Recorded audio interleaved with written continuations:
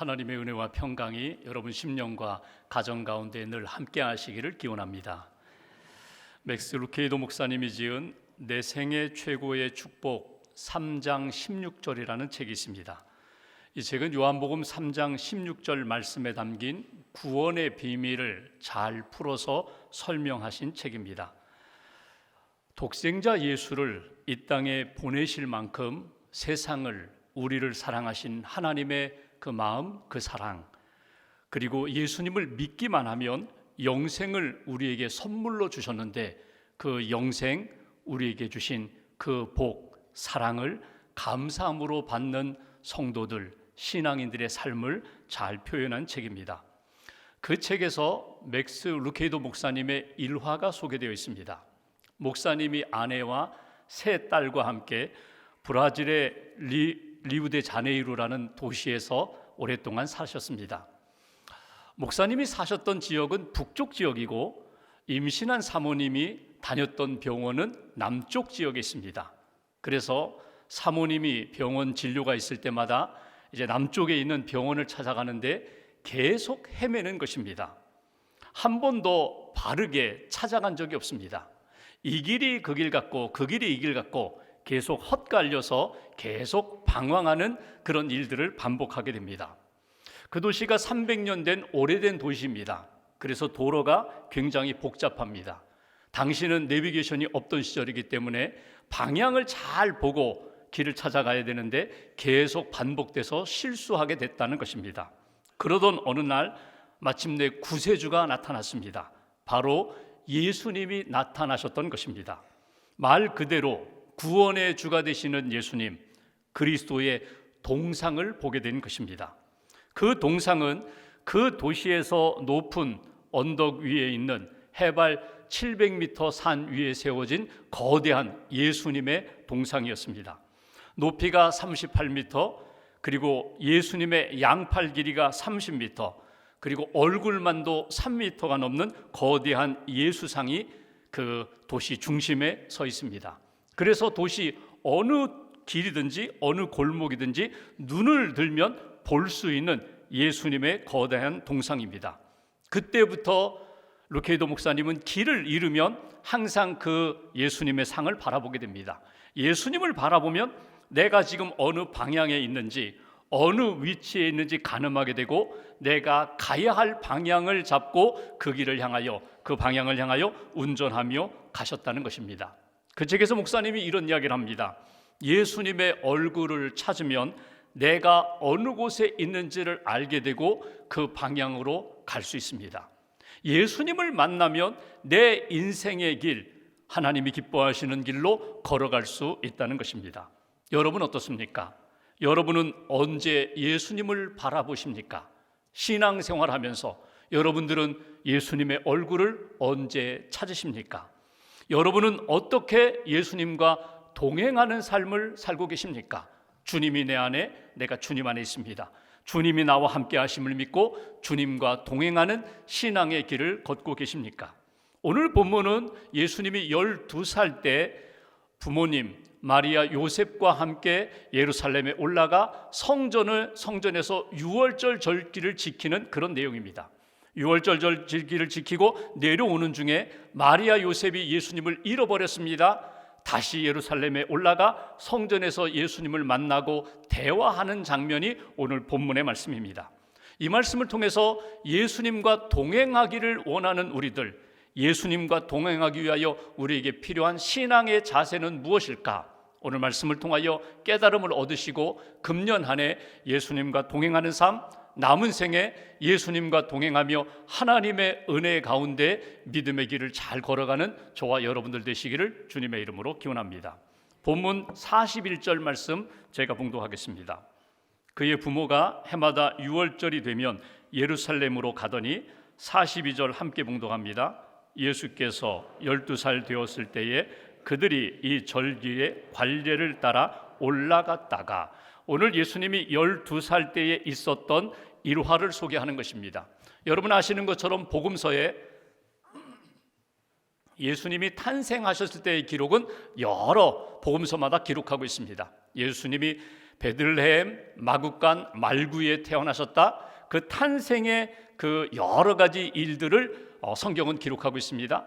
예수님이 30세 공생애를 시작하시면서 십자가에 달려 돌아가시고 부활 승천하실 때까지 그 공생애의 사역에 대하여 예수님이 하나님 나라 천국 복음을 증거하시고 병든 자를 고치시고 연약한 이들을 돌보시고 기적을 행하신 그 3년 동안의 공생의 사역은 성경에 많이 기록되어 있습니다. 그런데 태어나서 30세까지의 기록은 사실 거의 기록이 없습니다. 오늘 딱 한 군데 누가복음 2장에 기록되어 있는 12살 된 예수님의 그 신앙의 여정을 소개한 것입니다. 왜 이 말씀을 소개했을까? 사실 중요한 것은 30세 이후에 하나님 나라 복음을 전파하는 것이 예수님의 사역이고 이 땅에 십자가 지기 위하여 오셨고 준비하시는 삶의 여정, 준비 과정이었는데 12살에 있었던 이 유월절을 지킨 이 사건, 그리고 예수님이 성전에서 유대 지도자들과 대화를 나누셨던 이 말씀이 중요하다는 것입니다. 여러분, 이스라엘 백성들은 3대 절기를 지킵니다. 남자도 아내도 여인들도 그리고 아이들과 함께 가족들이 예루살렘에 올라가서 일주일 동안 감사의 절기를 지킵니다. 유월절 그리고 칠칠절, 우리가 보통 맥추절이라고 하죠. 추수감사절, 초막절, 이 3대 절기는 이스라엘 백성들, 경건한 사람들이라면 다 올라가 지키는 절기입니다. 근데 오늘 본문에 보면은 유월절 절기를 지키기 위하여 예수님과 부모가 함께 예루살렘으로 올라갔다는 것입니다. 관례에 따라 절기의 신앙을 철저히 지켰다는 것은 무엇입니까? 하나님의 은혜에 늘 감사하는 삶을 살았다는 것. 절기를 지켰다는 것은 하나님 앞에 늘 예배하는 삶을 살았다는 것. 하나님이 우리의 구원주가 되시고 우리 백성의 목자가 되심을 고백하는 신앙으로 요셉과 마리아가 살았고, 그 신앙의 그 교훈을 자녀 예수님이 잘 본받고 성장했다는 것을 보여주는 내용입니다. 특별히 오늘 주목할 것은 유월절을 지키기 위하여 예루살렘에 올라갔다. 여러분, 유월절이 어떤 날입니까? 이스라엘 백성들이 애굽에서 구원받은 날입니다. 어떻게 구원을 받았습니까? 바로가 풀어주지 않아요. 모세가 이스라엘 백성 하나님이 풀어주라고 하는데 풀어주지 않아요. 10가지 재앙이 내립니다. 그 10번째 재앙이 무엇입니까? 양의 피를 문설주에 바른 집은 죽음의 사자가 넘어가고, 양의 피를 문설주에 바르지 않은 그 집은 모든 장자가 죽음을 당하는 그런 재앙이었거든요. 그 양의 피를 문설주에 발랐다는 것, 그 하나 때문에 죽음의 사자가 넘어가 구원을 받고 애굽에서 해방된 날, 그것이 바로 유월절입니다. 이 유월절을 신약의 의미로, 복음적인 의미로 바꾼다면 유월절은 예수님의 보혈, 예수님의 피의 능력을 경험하는 날이에요. 예수님의 십자가의 보혈로 내가 구원함을 받았습니다. 내가 이제 사는 것은 예수 그리스도의 복음으로 구원받았고 예수님의 보혈의 능력으로 하나님의 자녀로 살아갑니다. 주의 백성으로 살아갑니다. 이것이 신앙의 출발이면서 우리가 예수님과 동행하면서 하나님의 자녀로 살아가면서 우리가 주님 부르시는 날까지 놓치지 말아야 할 가장 중요한 복음의 핵심이 바로 예수님의 피, 예수님의 보혈이 된다는 것입니다. 예수님과 동행하기 위하여 오늘 우리가 꼭 붙잡아야 할 것이, 예수님이 부모와 함께 예루살렘 성전에 올라가 유월절 절기를 지키시면서 예수님이 우리에게 보여주신 그 예배자의 삶, 그리고 하나님 앞에 구원받은 은혜의 감격, 그리고 십자가의 보혈이 우리 안에 살아있을 때 주님과 동행하는 삶, 하나님이 기뻐하시는 믿음의 여정이 된다는 것. 첫 번째, 오늘 예수님과 동행하기 위하여 우리가 가져야 할 신앙의 자세가 있다면 우리도 예수님의 십자가 보혈 붙잡고 하나님 앞에 예배하는 삶을 살겠습니다. 예수님을 따라가겠습니다. 예수님이 기뻐하시는 주님과 동행하는 인생이 되겠습니다. 다시 한번 확인하고 다짐하는 저와 여러분들 되시기를 주님의 이름으로 기원합니다. 예수님을 따라간다는 것이 무엇입니까? 십자가를 바라보고 십자가 보혈의 은총을 붙잡고 믿음으로 고백하며 내가 십자가의 보혈로 구원함을 받았습니다. 나는 이제 죄에서 자유함을 얻었습니다. 하나님의 자녀로 살아갑니다. 이 믿음으로 예배하고 믿음으로 하나님 앞에 감사하고 믿음으로 하나님을 찬양하는 것이 예수님과 동행하는 믿음의 인생입니다. 다시 유월절을 생각해 볼까요? 이스라엘 백성들이 애굽에서 430년 종살이를 했어요. 그러니까 여러분, 40년이 아니라 400년입니다. 몇 세대가 지났는지 몰라요. 그러니까 애굽에서 사는 사람들을 보면은 혈통으로 보면은 우리는 유대인이야, 아브라함의 자손이야 이렇게 말할지 모르지만 우리는 하나님의 선택받은 백성이야, 하나님을 믿는 백성이야, 이런 신앙의 고백은 있었을지 모르지만 사실 문화로 보면은 이집트의 문화에 이미 동화된 사람들입니다. 풍속이 그리고 문화가 그들의 습성이 거의 같이 된 그런 상황이에요. 죄로 따진다면 이스라엘 사람들이나 이집트 사람들이나 죄를 짓는 것들이 거의 비슷한 상황이에요. 근데 결정적인 구원의 사건은 언제 나타나게 됩니까? 양의 피를 문설주에 바른 집과 양의 피를 문설주에 바르지 않은 집의 구원의 역사가 나누어지는 것을 보게 돼요. 여러분, 모세를 통하여 하나님이 말씀을 주셨습니다. 오늘 밤 죽음의 사자가 이집트에 있는 모든 집에 다 지나갈 것이다. 그런데 믿음으로 양을 잡아 양의 피를 문설주에 바른 집은 죽음의 사자가 넘어갈 것이다. 패스오버. 그래서 6월절이거든요. 여기에서 구원의 역사가 나타나게 된다는 거예요. 여러분, 우리가 신앙생활하면서 신앙의 출발이 어디에서 나타날까요? 교회를 오래 다닌다고? 성경을 많이 읽는다고? 그렇지 않습니다. 신앙의 출발은 예수님의 십자가의 복음을 믿는 순간부터 내가 구원받고 하나님의 자녀로 살게 되는 거예요. 예수님이 나를 대신하여 십자가에 달려 돌아가시고 나는 십자가의 보혈의 은총으로 죄 씻음 받고 구원받았습니다. 이 믿음의 고백이 있으면서 예수님이 나의 구세주이심을 고백하면서 내가 구원받고 구원의 확신을 가지고 살아가는 거예요. 양의 피를 문설주에 바른 집은 구원함을 받았다.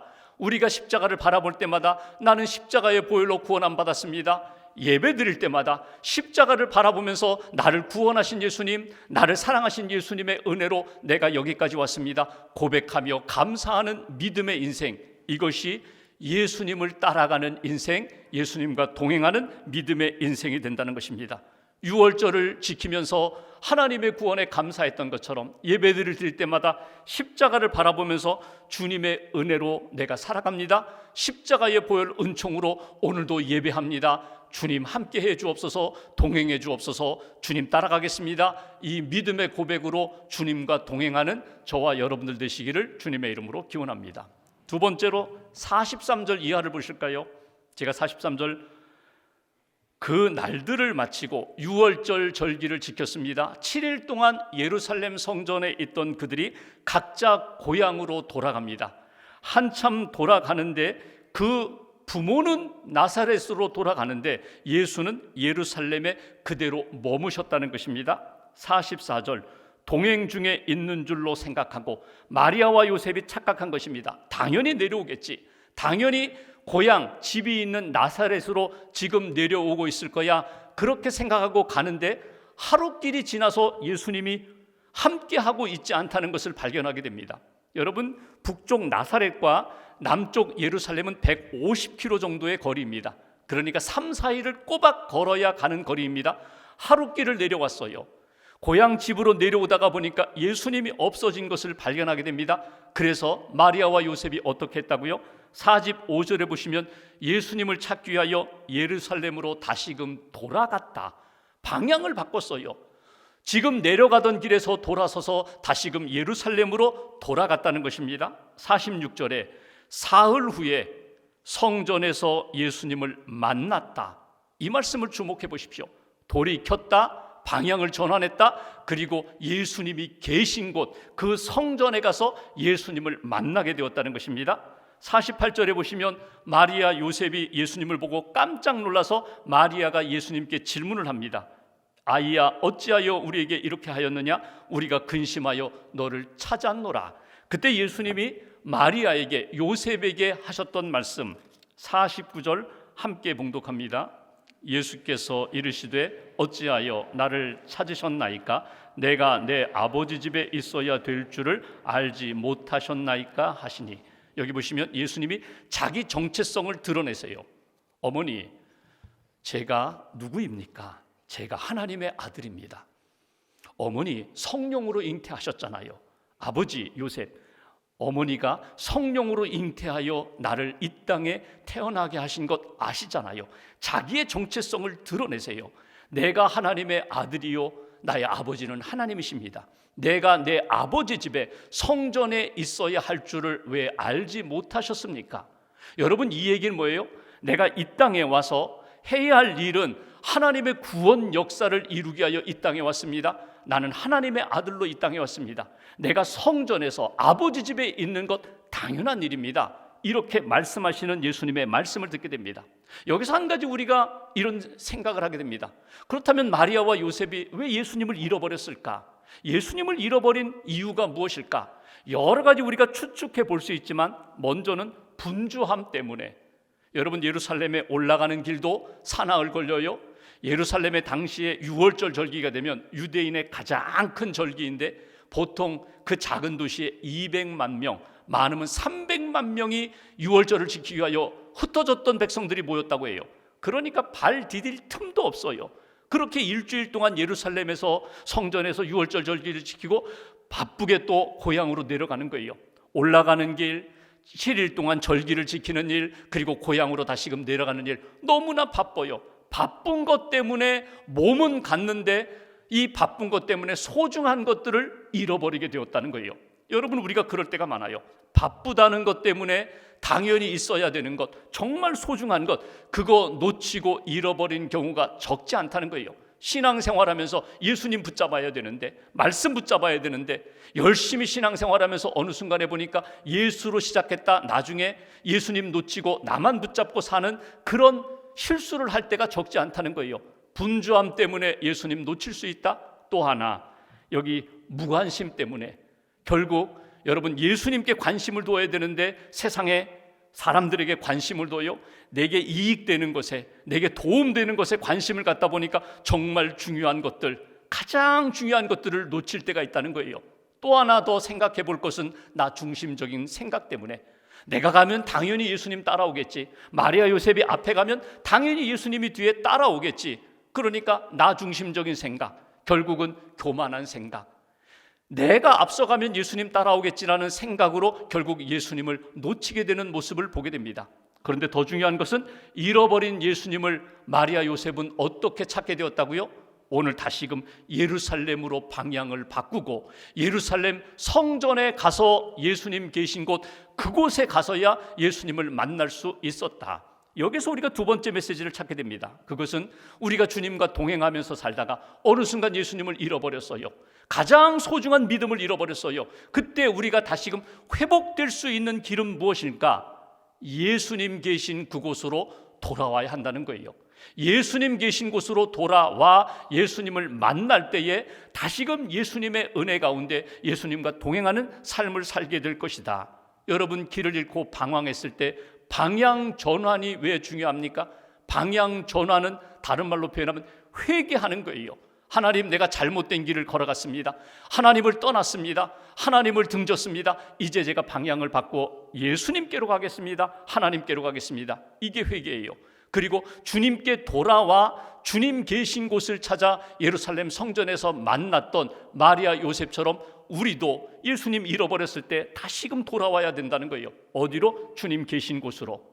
여러분, 보통 예수님과 동행하면 하나님의 임재감 가운데, 예수님의 임재하심 가운데 성령의 은혜를 받아요. 예수님과 동행하면 우리 안에 성령님이 도와주시는 역사를 우리가 계속 도움을 받습니다. 보혜사 성령님의 은혜와 은사와 능력, 평안과 기쁨, 감당할 수 있는 능력을 성령을 통하여 공급받아요. 그런데 예수님과 떨어지면, 예수님을 잃어버리면 성령의 역사가 나타나지 않아요. 성령의 은혜도 사라지게 돼요. 그래서 우리의 삶이 방황할 수밖에 없다는 거예요. 주님께 돌아오는 삶, 주님을 만나는 삶, 주님을 만나 다시금 주의 은혜 가운데 주와 동행하는 믿음의 삶을 살아야 한다는 것. 여러분, 혹이라도 지금 예배드리는 여러분 가운데 혹이라도 예수님을 잃어버린 분이 있다면 첫사랑을 다시금 회복하세요. 주님 계신 곳으로 돌아오세요.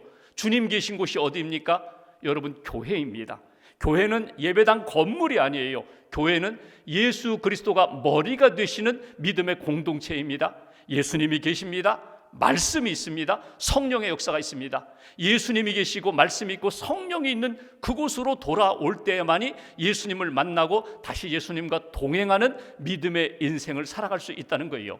초대교회 교부였던 아우구스티누스가 구원의 길을 찾는다고 이 종교 저 종교 다 다녀봤어요.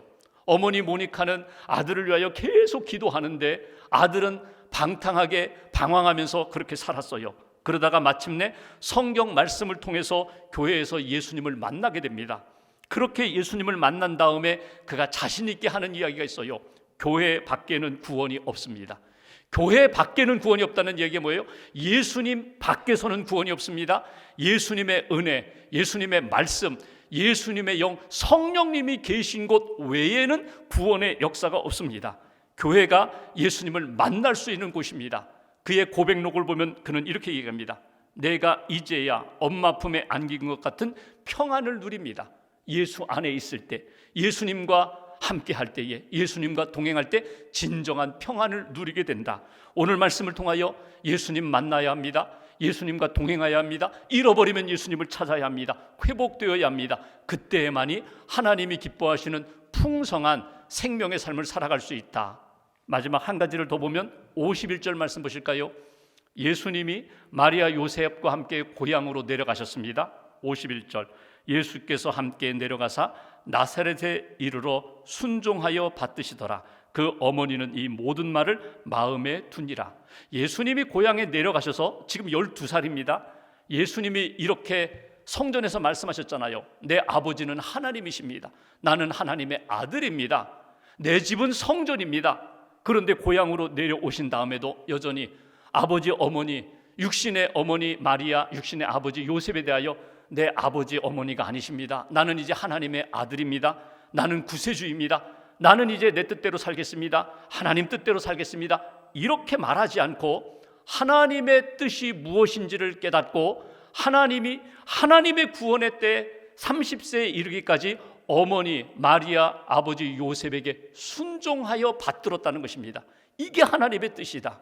하나님이 내게 주신 마음을 붙잡고 내가 하나님께 순종하듯 내가 내게 주신 사람들 존중히 여기면서 사랑하며 하나님이 주신 마음과 뜻을 따라 그대로 순종했다. 이것이 예수님의 순종하는 모습이었다는 거예요. 더 중요한 것 52절 말씀 보실까요? 예수님의 유년기, 청소년기의 삶의 모습 52절 같이 봉독합니다. 예수는 지혜와 키가 자라가며 하나님과 사람에게 더욱 사랑스러워 가시더라. 아멘. 너무나 좋아하는 말씀이에요. 우리 자녀들이 이렇게 살았으면 좋겠다. 예수님은 지혜가 자라고 키가 자라고 하나님과 사람들에게 사랑스러워 가시더라.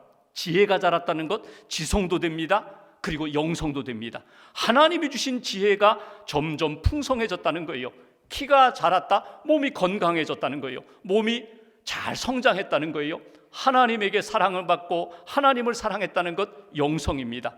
하나님과의 관계 속에서 문제가 없었다는 거예요. 사람들과의 관계 속에서 사랑받고 사랑하는 관계, 사회성이 좋다는 거예요. 베풀 줄 안다는 거예요. 받을 줄도 안다는 거예요. 이렇게 예수님의 12살 때의 모습은 이렇게 키가 자라고 지혜가 자라고 하나님과 사람들에게 사랑받는 모습으로, 오늘 우리가 꿈꾸는 모습으로 그렇게 성장하셨다. 그런데 예수님이 태어나셨을 때의 모습은 어떠했을까? 2장 40절 말씀을 보실까요? 2장 40절 이렇게 표현합니다. 아기가 자라며 예수님이 태어났을 때의 그 모습, 예수님이 이렇게 성장하셨다. 강하여지고 지혜가 충만하며 하나님의 은혜가 그의 위에 있더라. 그러니까 예수님이 태어나면서부터 하나님의 은혜 가운데 성장하셨다는 거예요.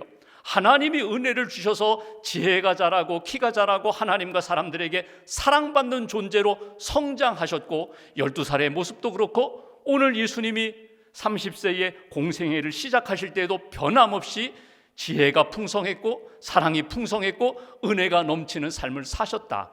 여기에서 우리에게 주시는 메시지가 있어요. 여러분, 예수님과 동행하기 위해서는 우리가 예수님을 따라가면서 닮아야 하는 부분이 있고 동시에 예수님과 동행하면 우리에게 부어주시는 은혜로 말미암아 예수님의 지혜와 예수님의 사랑이 우리 안에 채워지게 된다는 거예요. 그래서 세 번째 메시지, 우리가 예수님을 따라가며 예수님과 동행하며 예수님을 닮아가야 합니다. 예수님을 닮아가는 가운데 꼭 필요한 것 두 가지 놓치지 마세요. 하나는 예수님의 지혜, 또 하나는 예수님의 사랑을 닮아가게 해주세요. 예수님의 지혜는 어떤 지혜예요? 47절에 있는 것처럼 성전에서 유대 종교 지도자들과 대화하면서도요, 하나님의 지혜로 말씀하셨어요. 모두가 깜짝 놀랐어요. 대답을 못할 정도였어요. 이 지혜는 세상의 지혜가 아닙니다. 하늘의 지혜예요. 생명의 지혜예요. 구원의 지혜예요. 하나님의 말씀에 대하여 분명히 분별력을 가지고 깨달을 뿐만 아니라 순종하는 지혜예요. 여러분, 우리가 예수님과 동행하며 이 지혜를 사모하세요. 하나님, 주님의 지혜로 채워주세요. 솔로몬의 지혜로 채워주세요. 믿음의 지혜로 채워주세요. 또 하나는 사랑입니다. 하나님 사랑하고 이웃 사랑하게 해주세요. 하나님 사랑받고 이웃으로부터 사랑받으며 존귀한 존재로, 인정받는 존재로 살게 해주세요. 어떤 때에 우리가 이 지혜와 이 사랑을 받는다고요? 주님과 동행할 때, 예수님이 내 안에, 내가 예수님 안에 있을 때, 예수님이 내 생각도 감정도 의지도 모든 삶도 다스려 주시기 때문에 지혜의 삶으로 나타나고 사랑의 삶으로 나타나는 것이다. 오늘 예수님과 동행하는 삶의 비결이고, 예수님과 동행할 때 우리에게 주시는 하나님의 놀라운 은총입니다. 몇 년 전 미국 찰스 알렌 목사님, 휴스턴에서 목회하셨던 감리교 목사님이십니다. 아주 훌륭한 목사님이신데, 이분이 휴스턴 본인이 섬기는 교인들을 대상으로 설문조사를 한 적이 있어요. 그 주제는 신앙생활에 대하여 당신들은 어떤 삶을 살고 있습니까? 이런 질문에 대하여 답을 쓴 거예요. 통계 내보았더니 이렇게 통계가 나왔습니다. 교인들 중에 20%는 거의 주일 예배 출석하지 않는다. 그러니까 5명 중에 1명은 주일 예배 오지 않는다는 거예요. 25%는 거의 기도를 하지 않는다. 35% 가정에서 성경을 읽어본 적이 없다. 40% 교회에서 일정한 약속 헌금을 결정하고 드려본 적이 없다. 60% 기독교에 관한 신앙서적 읽어본 적도 없다. 75% 교회에서 어떠한 책임을 지지 않으려고 한다. 85% 믿지 않은 사람들에게 예수 믿으시라고, 교회 다니시라고 이렇게 전도해 본 일이 없다. 그런데 놀라운 것은 100% 교인들이 천국 가기를 모두 희망하고 있다. 이게 통계예요. 한마디로 여러분, 오래전 미국 휴스턴 지역의 교인들의 통계 자료지만 오늘 우리의 삶을 이렇게 비춰보면 크게 달라지지 않았어요. 왜 교회 안에 있는 성도들이 25%나 교회 다니면서도 기도하지 않을까? 왜 교회 안에 있는 신자, 성도라고 하면서 85%가 예수 믿으라고 전도하지 못할까? 예수님을 잃어버렸기 때문입니다. 예수님과 동행하지 않기 때문입니다. 첫사랑을 잃어버렸기 때문입니다. 예수님을 진정으로 만나지 못했기 때문에 기도하지 않고 전도하지 않고 하나님 앞에 헌신하지 못하고 있다는 것입니다. 그렇다면 다시금 원점으로 돌아와서 내가 하나님의 은혜를 받았습니다. 십자가의 복음을 받았습니다. 십자가 보혈로 구원함을 받았다면, 예수님을 만났다면 이제는 예수님과 동행하는 삶을 사셔야 합니다. 하나님이 기뻐하시는 생명의 삶을 살기 위하여 혹이라도 멀리 떨어져 있다면 방향을 돌이켜 예수님께 돌아와야 되고, 예수님 붙잡고 예수님이 주시는 은혜와 사랑과 지혜 가운데 하나님 기뻐하시는 길을 걸어가는 저와 여러분들의 신앙 여정 되시기를 주님의 이름으로 기원합니다. 기도하겠습니다.